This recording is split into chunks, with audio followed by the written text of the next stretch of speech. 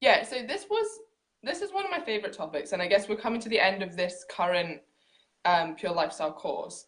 And I think what's different about Okay. As the guys come on, and I've just seen Javin and Melissa come on, so say hello. If you've got any questions or any questions from clients or members, please fire them away. Emma, this was your topic, wasn't it? So do you want to kick off? yeah, so this is one of my favorite topics, and I guess we're coming to the end of this current Pure Lifestyle course. And I think what's different about our approach is that we want you to be able to sustain these results. Mm-hmm. A lot of diets just give you like a six or however long they are, 6 weeks, 8 weeks of like, here's your diet, and then once you've finished, okay, bye, see you later. Yep. What we throughout this, and if you've been following the lives and really getting stuck into the content, is giving you the tools to be able to do this yourself and to maintain it yourself. So we're not just telling you how to lose weight, we're telling you the why behind all of the advice we give. And that should mean that you can sustain this. So it's like you won't need to diet again. And if you do want to, so you're going to come to the end of this and you're either going to want to say, right, I lost as much weight as I wanted, so I want to continue, I want to maintain my current results. Or you might say, okay, I've still got a little bit more I want to lose, but you should know how to do that to continue. Yeah. And know that where you could find support. So if you want to continue with the coach that's done your Pure Lifestyle course, or maybe there's another PT in the gym if that one's full, or whatever it is, whatever you decide to do. Maybe you're going to go it alone, that's absolutely fine. Maybe you found the structure really beneficial and you're going to join the next Pure Lifestyle. There's so many options for you. Yeah.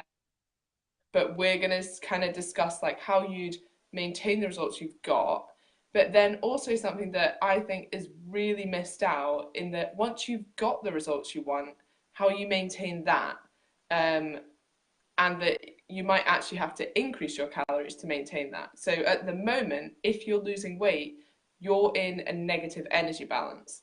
But once you've reached a point where you no longer need to continue to lose weight, which if you are successful in dieting, you will reach a point where you want to maintain your weight or possibly increase if you want to build some muscle. Yeah. But let's say you maintain your weight, then you will have to increase your calories to a maintenance level. So your energy balance is about the same energy coming in as the same energy going out.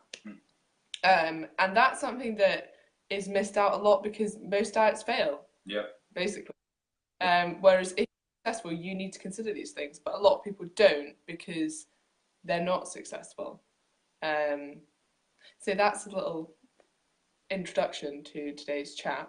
Cool. So because that's missed out so much, from I suppose what different diets kind of deliver, and because most diets failed and so on. Do you want to start there? So like, if someone was at the point of Pure Lifestyles give them exactly what they want, they're now at a weight they want, or they look and feel how they want.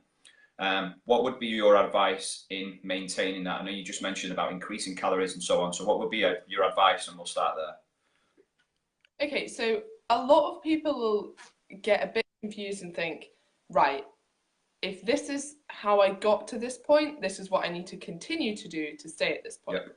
Now, just said, you're probably in an energy deficit at the moment, so you may actually be able to eat more and maintain your weight, which is going to allow you to train harder as well and eat more food, be more sociable, be a bit less restrictive in your diet.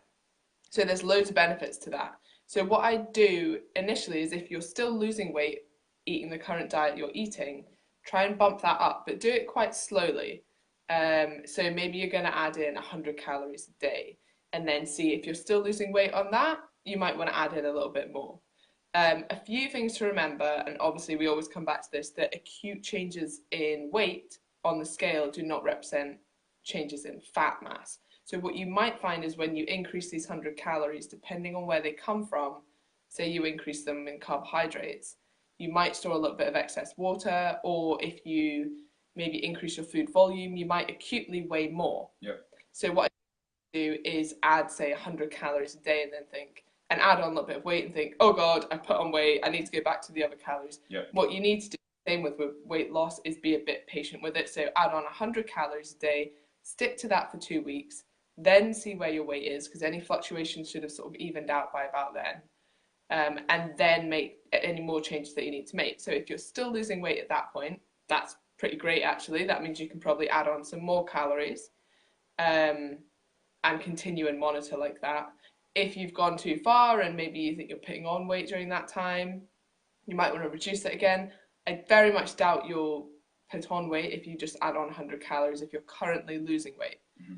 Again, so many fluctuations. So that would be easy if we all lived in a very simple world where you don't go out for food, your food is the same every day, you don't, retain water from, I don't know, stress, menstrual cycle, salty foods. Yep. There's loads of things that can come into play here. So again, the same as with weight loss, like looking at the scale is a good marker, but it has to be taken with a pinch of salt. Yeah. And I was just about to say that. So like, how would you, obviously a lot of this is trial and error, just exactly like your energy deficit is when you're losing weight, and obviously there'll be parts of it that aren't linear and so on. But how would you measure this?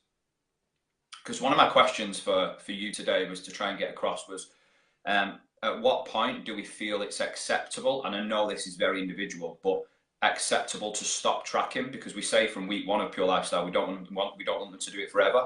So if I'm then at a point where, which we've just discussed, where I'm happy and I potentially want to take my calories up, how would I measure that and take into account water and so on? Initially, what I'd probably do is stick to your current diet and just add in. So, for example, what I've been doing, I'm trying to add on a little bit of muscle mass, so I want to be in an energy surplus. So I want to have the energy to build that muscle. Now, what I've done is kept my basic diet pretty much the same, but just added on. So I've not even thought of it as adding on calories or macros. What I've done is add on foods. But again, you can do it in different ways. If you're someone who has a more varied diet, you might want to look at adding on calories. So it's 100 calories I'm adding on. Whereas I've just maybe said, okay, well, actually, every night I'm going to have a shake before bed. Yeah.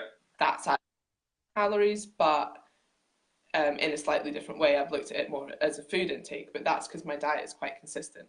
So I guess it will vary from individual to individual. And there are different ways of doing it. And like we were saying before, like you do want to come away from tracking at some point. But I think a way that I like to look at it with most clients is to have what I call quite a fixed diet, where maybe that's, you can sort of squidge that into about 1,200 calories of you've hit your protein, you've got your micronutrients in, your macronutrients in, so you've got like good sources of protein, good source of vegetables, lots of whole foods, nutritious foods, and then the extra calories that you need, that's sort of what you can play with. So you can have a bit of fun with that, you can borrow them to the next day if you want, but you know that on that day, every day, you're hitting all those good nutrients that your body needs to perform at its best. And then the extra calories can really come from wherever you want. Okay, cool. And then, because we're talking about, obviously, we're mainly talking about nutrition, when training is going to play a part in this as well. If, for example, right now, the average person is achieved where they wanted to be and so on, and their current program has, I don't know, like 2 whole body sessions, and they're doing 2 classes per week, and an extra cardio session on a weekend, just that's completely generic. How would you adjust the training? So could you potentially look at increasing calories and then potentially moving out a cardio session and replacing it with a whole body session or something like that? Yeah, definitely. I mean, I think that really depends on what you enjoy. Yeah. So if you're like, enjoy my exercise, and we sort of hope that, and this happens with most people, that maybe they come into health and fitness or Pure Lifestyle not really enjoying exercise, but they actually get the bug a bit and then they enjoy going. So yeah, if you really still don't like exercise and you're one of the people that's just probably never going to like it, yes, activity and exercise is still important to health, irrelevant of weight. So you need to put some in, but if you were, say, doing some extra cardio sessions purely for a calorie burn, what you could do is take them out instead of reducing your calories. Okay, cool. Okay. But like being active has so many more benefits than just weight loss on its own. So we wouldn't probably recommend reducing that unless you're doing sort of a lot at the moment. Okay. Is there anything else you wanted to touch on that? Because I was going to kind of flip this on its head now and start to discuss kind of if you haven't achieved what you wanted to achieve and so on. Um, no, I don't think so. I guess just knowing like where you can go from here, know that you can contact your trainer, and even if I don't know, I think people get a bit worried about, oh, maybe you don't, maybe you want to try it on your own for a while, and if you find that you need a little bit of extra support, you can Yeah. always come back. Not like we've shut the door, goodbye, like see you later. If you still have any questions, ask in the group. I'm sure you can still contact your trainer. They'll Yeah. always be like wanting to help you. So yeah, now Yeah. And you can flip it. no, I just think from a maintenance point of view, it doesn't get talked about enough. And like we've said before, and then potentially moving that into right, I've achieved what I wanted from a fat loss point of view. Now, how can I then, I suppose, we'll go back to the word what we talked about last week, like tone and sculpt, and what can I do in them areas and so on to progress my training. So if I'm moving 100, 200 calories up per day because I'm trying to find that middle ground to maintain, then my training will potentially change to more resistance and strength type training. And if that's the case and someone is listening to this back and that's you after Pure Lifestyle, I'd strongly recommend going back to watching last week's live because that most of that was about that, wasn't it? Mm-hmm. Cool. Yeah, one of the benefits you'll find sort of coming out of a deficit is, your energy levels will increase. You'll probably find gym sessions more fun because you've got the energy to push yourself. I'd really recommend setting like performance goals, and don't let anyone else set them for you. If your goal is that, oh, I really want to be able to do, I don't know, I've always wanted to just be able to do 20 minutes on the cross trainer, that's absolutely fine. Yeah. If it's that, oh, I'd really love to be able to lift like, the big plates on the deadlift or whatever it is, so you 40 kilogram deadlift because you've got those big tens on. Mm-hmm. Whatever it is that gets you going, that gets you a bit excited, go for that. Don't sort of stick to someone else's goal just because they're, an arbitrary goal that doesn't mean anything to you. Like, make sure it means something to you. Cool. One question that's, I suppose, will lead us into where I want to go with this is, like for the average person who's kind of has been losing weight consistently, and that, as it should do, starts to slow down as they're losing more and more body fat. I find from coaching like thousands of people over the years, that's when it gets to a point where people start to change motivation and lose motivation slightly, in a case of, I've made all this progress at the start and now it's slowly slowing down, essentially. And then motivation changes slightly. What would you advise that, and why does that happen, I suppose, so people know? I think part of it's sort of education that, when you actually break it down, it seems so obvious. If you have a whole lot of body fat to lose, you can, you might see massive jumps down in the scale, and that's really motivating. And it's another reason why we don't want you to compare to others, because, one person who has maybe 20 kilograms of excess body fat to lose compared to the other who maybe only has 5 kilograms of excess body fat, you can't expect to lose at the same rate. But yet the person with only 5 extra kilograms will be like, oh, she lost 5 kilograms in the first week of dieting. Like, that's not unheard of. Like, it can definitely be done. But she's demotivated by that. Whereas the other woman's probably looking at this girl thinking, I hope one day I can reach her physique. So it's just like, the grass is always greener, and just remember where you are and try not to compare yourself too much to others. Brilliant. That wasn't your question, and I can't remember No, what it was. but that's the direction I want you to go in regards to, because this will come with, you look at a group scenario, what you've just said would be perfect. There'd be people going away, losing a pound in a week, looking at other people, what they would perceive as being similar dress size, similar weight size, and losing 4 pounds and going, right, well, I'm doing something wrong here, so what's the point of me carry on doing it? So that's a perfect answer. It's kind of where I wanted it to go, I think. And my next question is, like, people will expect too much sometimes because they've either achieved quite a lot in the past, or they've coming in with a perception of, I want to do this and I want to do it as fast as possible, which is completely fine. But you will get that scenario that you've just explained, especially in a group format. Yeah, and I mean, again, the same is true. You can use like the exercise example as well. When you first start resistance training, you could move up the weights you're lifting like 5 kilograms a week, Yeah. but that's always going to slow down because the stronger you get, the harder it is to make those extra gains. And you'll know, like, if you could add on 5 kilograms to your squat in a year, you'd probably be quite happy with Yeah. that. But someone else might be doing that from one week to the next quite easily because they're starting at quite a low point and they're new to that and the adaptations are happening very quickly. And the same is true with fat loss. When you've got a lot of fat to lose, you can expect to see these big jumps on the scale. When you don't, you can't expect to see that as much, and that's maybe when you need to make sure that you've got other markers of progress as well. So maybe performance goals, maybe your dress size, how you look, how you feel, even just consistency or not putting on weight. That's a huge, Yeah. because you've probably spent, if you're overweight, you've probably spent years and years slowly putting on weight. So if one week to the next you've not put on any weight, that's a bonus as well. People don't see that as a win. Oh, I've not lost any weight this week. Yeah, but you haven't put on any, and that's an achievement in itself. Mm-hmm. Okay, cool. I think everyone's going a bit yardy on us in the comments. Like Rianne's turning it a bit yardy. I can't. What's Like, Rianne saying? she's giving it out the wagwans and all that to Javin. She's probably going to take the mickey out of me now because it was a terrible wagwan. But so she's sending it all yardy in the comments. But anyway, so as part of week 6, we discuss different ways to overcome plateaus, which we've kind of covered, but not directly. So obviously we put in there's 2 or 3 different ways that you can do it. It's entirely up to the person if they have an opportunity to do more activity. Rianne's laughing at me. If we do have an opportunity to do more activity, then take advantage of it. If there's an opportunity to do to reduce calories and it's not going to feel like hell, take advantage of it, or do a little bit of both.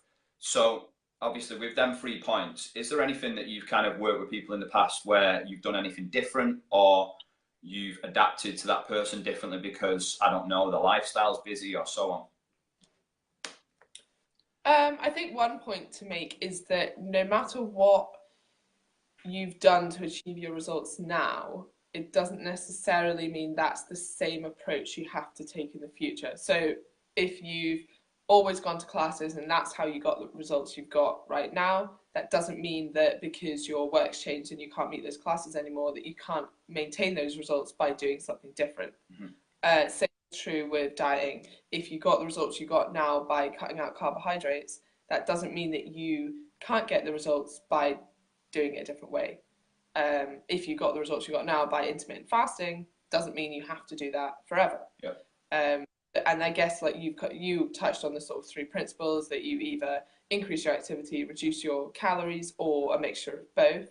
And those will still hold true no matter what approach you take to get there. Mm-hmm. So you can take varied approaches, and at different times in your life, you're probably going to want to adapt those approaches. Yeah, 1,000,000%. And something that, again, I wanted to touch on was we touched on like kind of levels of motivation drops because maybe scale weight isn't dropping as fast.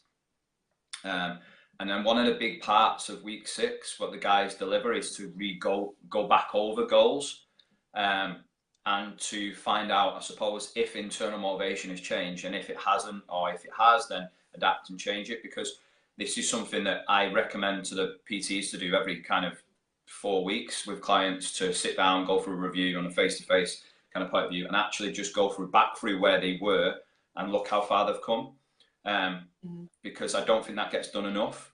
And that then helps with the perception of, oh, I'm not doing well as I thought I did. But you can see, like, pictures obviously help for that. Measurements obviously help for that.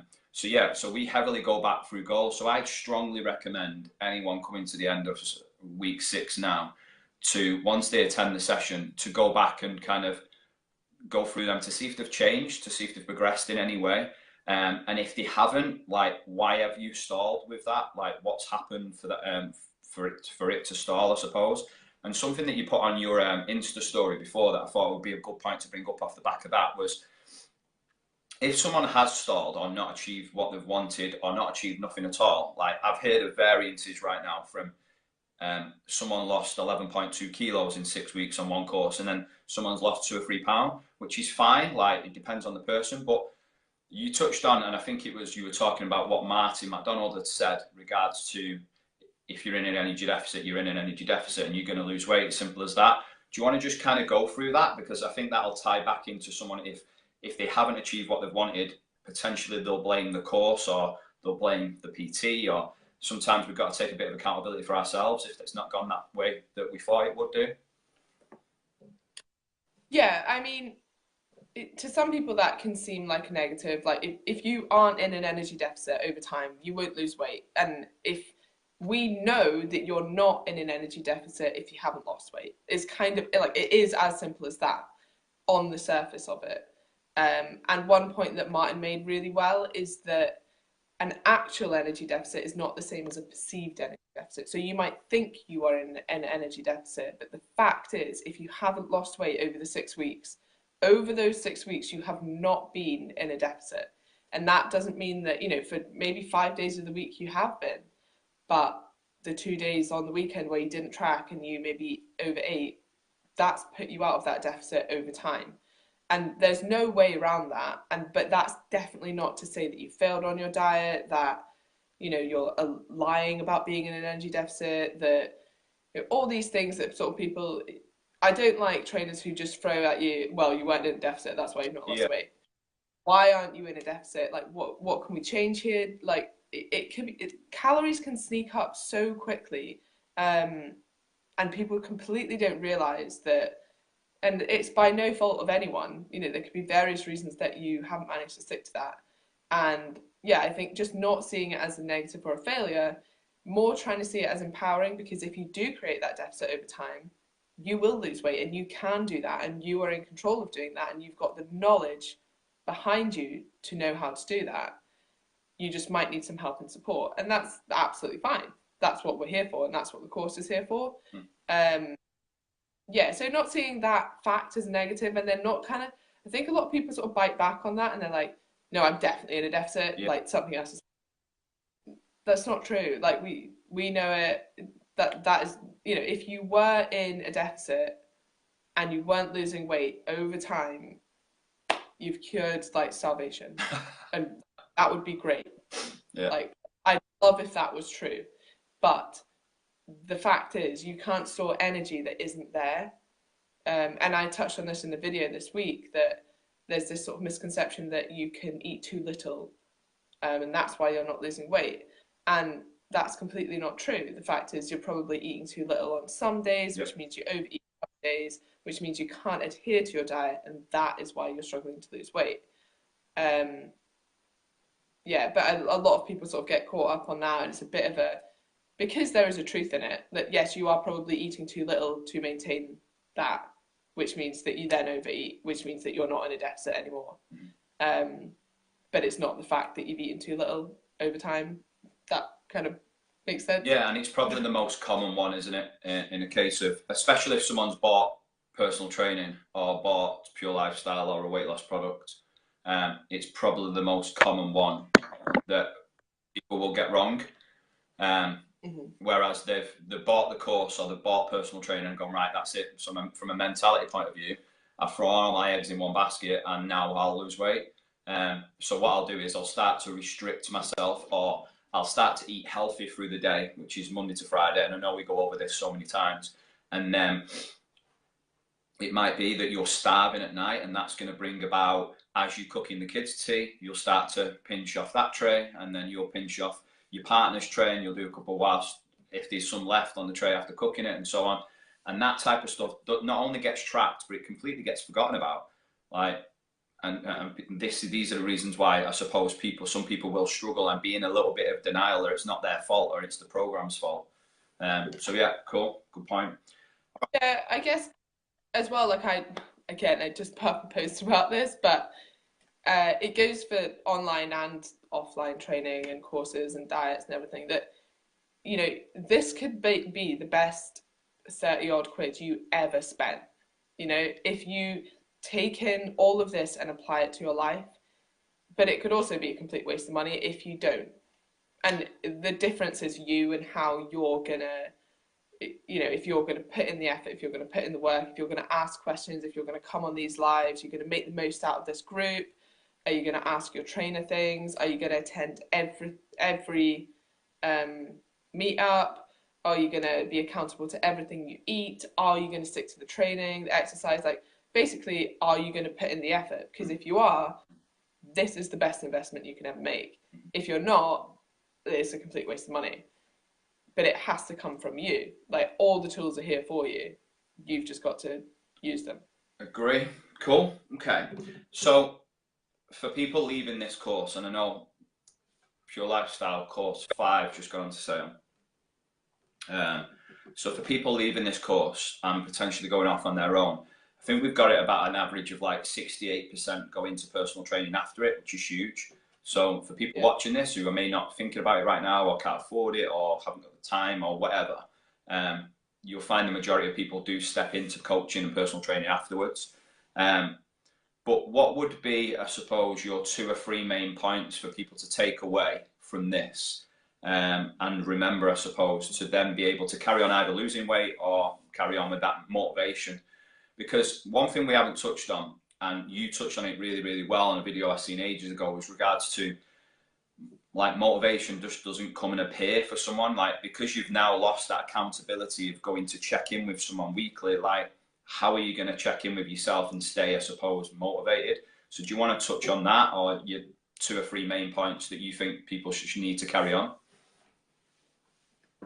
I think motivation is a hard one because you can't rely on it and it will come and go. There'll be weeks where I'm really motivated to go to the gym. There'll be weeks where I don't want to go at all.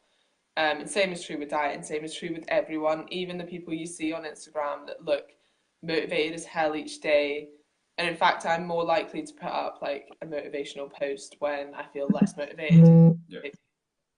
Um, but yeah, know that I think one thing is knowing that, everyone struggles with that and no one is motivated all the time. And also that you create your own motivation. So you'll always feel better after having done it. Like even if you get into the gym and it's not as good a session as you thought it was going to be, like, get yourself there, set yourself targets for the week. I think sitting down on a Sunday and just saying, like, right, this week I need to get in 3 exercise sessions and where they're going to be, and I want to stick to my calorie goal this week. And I want to make sure that every lunchtime, because normally I skip on the protein on lunchtime, every lunchtime I'm going to make sure I get a good protein source in. Cool. Even if it's like things as simple as that, then the next Sunday, look at that. Have you done it? If you've done it, great. Let's set some new goals. If you've not done it, why haven't you done it? And can you do it this week? It is hard to be accountable to yourself. And if you need to be accountable to someone else, or you want to be accountable to someone else, then find a coach and do that. But yeah, definitely the motivation thing, like, you create it yourself from doing things daily and turning those into habits. Yeah, it's like people will wait for it, won't it? It's like they'll wait for motivation to happen when it doesn't normally work like that. From my experience, like, motivation just doesn't come because you've watched a motivational video on YouTube, or it's normally your motivation comes off the back of a trigger, I suppose, that has made you think, right, God, I need to go back in the gym. That might be a size pants that you're trying on or whatever. Yeah, so I think motivation personally, from a general population point of view, comes from a trigger, not necessarily comes from inspiration or meme on Instagram or whatever. So yeah, cool. Well, okay. That would almost be like a negative motivation, that, oh God, like, I put myself in the mirror and I don't like how I look. That's fine, use that. But also, when you get more into it, the motivation, I think, comes from your progress and your results, and you're feeling better, you're looking better, it's working. And exercise and diet are one of the only things in life that you will get out what you put in. And there's really no wiggle room there. Like, if you train hard and you eat well, you'll get results from that. Whereas, in anything else in life, like, you could, I don't know, put in a load of time into starting up a business and it fails, or a relationship and they end up cheating on you, or whatever it is, like, the things that you don't have control over. This is one thing that you do, and the effort you put in will be rewarded. So that should be motivating in itself. Yeah. Cool. Should we leave it there? Yeah, I guess just to leave it on a note, like, almost feels a little bit sad it's the end of the course. Um, wow, that was so funny you spat out your I'm water. nearly water. But I guess the whole point of this course and the way Anthony has written it is that it gives you the knowledge to go off and do it on your own. And you should use that, you should feel empowered by that. So even if you've reached your goals now or you're having a break from dieting or whatever it is, you still have this knowledge that you've learned for these 6 weeks to use for the rest of your life. So that should be empowering. Yeah, and I think even if people aren't going to go off and get a coach, like when I see the stats from the surveys come back and people like 75 to 80% of the people who come on the course feel equipped to go off on their own, but still 68% are going to a coach. Like I think that's amazing. But there's still the thing that frustrates me the most is you've got X amount of thousand of people in the group. Like take advantage of the group, man. Just ask loads of questions at the back end of videos. Come on the lives and be brave enough to kind of ask questions. I know it's a bit kind of hard to get used to at first, but this is what they're here for. Otherwise, you're just going to keep hearing us go through probably the same things on every single course. So we definitely want your questions. Yeah, but that, like Emma said, the whole reason for the course is to set you up to succeed on your own. I suppose not like other weight loss courses who will just kind of leave you in the wilderness, kind of go. Next week, bye. Yeah, Like, yeah, yeah. exactly. Counting points and sins, etc. So yeah, listen, take advantage of the group. It's not as if the course week 6 has gone and the group has gone and disappeared. We'll always be on and off here, so make sure you take advantage of it. But that's it. I think we're done. I know, literally. That's it. We've got nothing better to do. No. We really haven't though. Right. See you later. Thank you.